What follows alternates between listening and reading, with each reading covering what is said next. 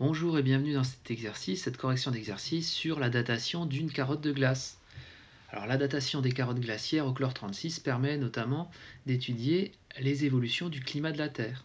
Pour ce faire, on utilise l'isotope du chlore 36 qui est un radioactif β-, dont on connaît la demi-vie.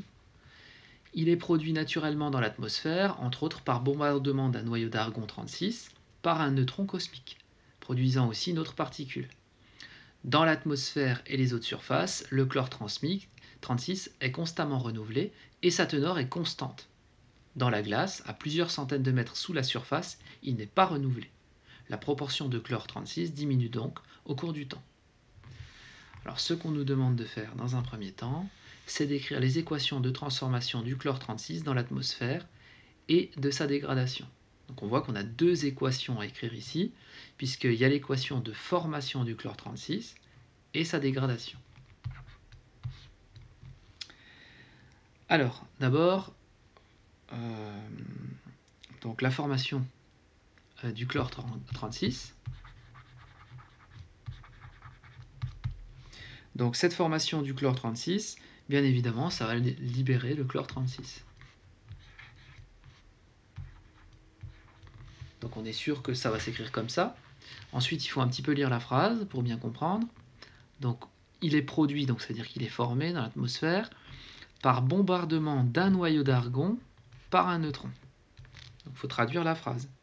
Donc on part de l'argon 36, l'argon c'est AR, 36, et on le bombarde par un neutron.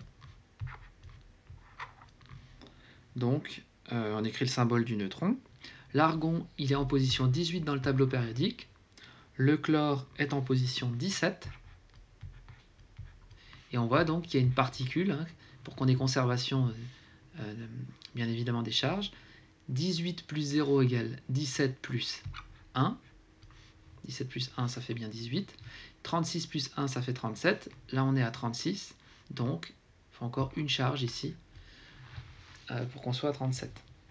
Donc, 1, c'est le proton, qu'on peut symboliser par P. Donc, cette formation du chlore 36 libère un proton. Et ensuite, il faut qu'on écrive encore, donc, en deuxième partie de la question, la désintégration du chlore 36. Donc, la désintégration, donc bien évidemment, on part du chlore 36 et on sait que c'est un β-. Donc, comme c'est un β-, ça libère un électron, un antineutrino, et puis, eh bien, 17, c'est donc égal à 18 moins 1. En position 18, on a l'argon. Donc voilà les deux équations qui étaient demandées. Des mesures sur un échantillon de glace prélevé en profondeur montrent que 30% du chlore 36 a disparu par rapport à un échantillon de surface. On notera N0 le nombre d'atomes de chlore 36 dans l'échantillon au moment où la neige est tombée, et N de T le nombre dans l'échantillon d'HT. Exprimer N en fonction de N0, T et T1,5. Donc là, on est clairement dans une question de loi de décroissance radioactive.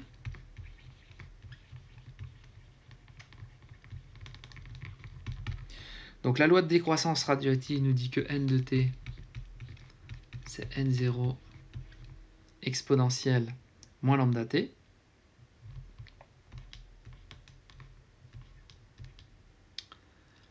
Mais lambda, c'est ln de 2 sur T1,5.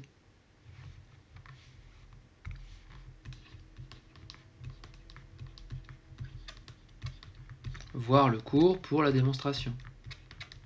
Donc on peut remplacer ce lambda par ln de 2 sur T1,5. Il va donc rester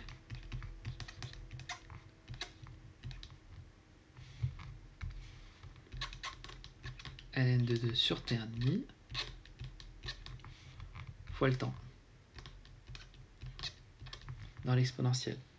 Donc voilà la forme que l'on peut écrire. En déduire t en fonction des autres grandeurs. Donc on va isoler t en partant de cette équation. Donc on place n de t et n0 comme ça.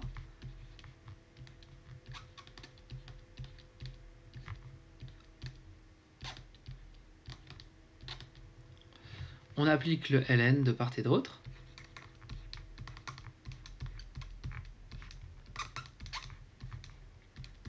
Ln d'exponentielle, ça fait sauter l'exponentielle, donc il reste moins ln de 2t sur t1,5.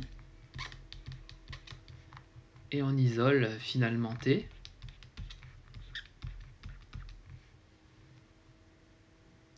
Donc ça va faire moins t1,5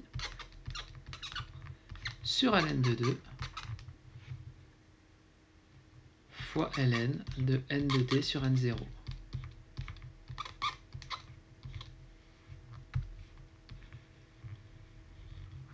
Voilà l'expression souhaitée.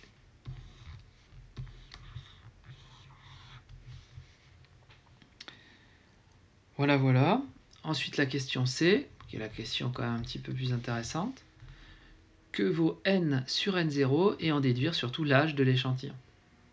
Donc on va essayer de calculer maintenant n sur n0. Donc ici,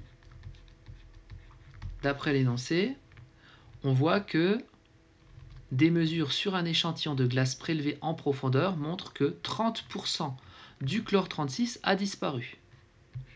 Si 30% du chlore 36 a disparu, ça veut donc dire que le rapport n de t sur n0 vaut 70%, c'est-à-dire 0,7. C'est bien la proportion de ce qui reste et qui est radioactif. Hein. Puisque 30% a disparu, voilà ce qui reste. Donc on sait que ce rapport, n de t sur n0, vaut 0,70. Donc on peut en déduire t. Moins t1,5, t1,5, on connaît la valeur, c'est ici. Donc moins 3,01 fois 10 puissance 5 sur ln de 2 fois ln de 0,7. Le résultat, ça directement en années, puisque j'ai laissé des années dans le t1,5. Et on trouve 1,5 fois 10 puissance 5 ans.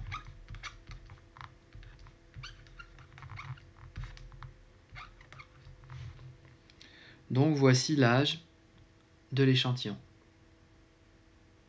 Voilà pour cet exercice. Bonne étude.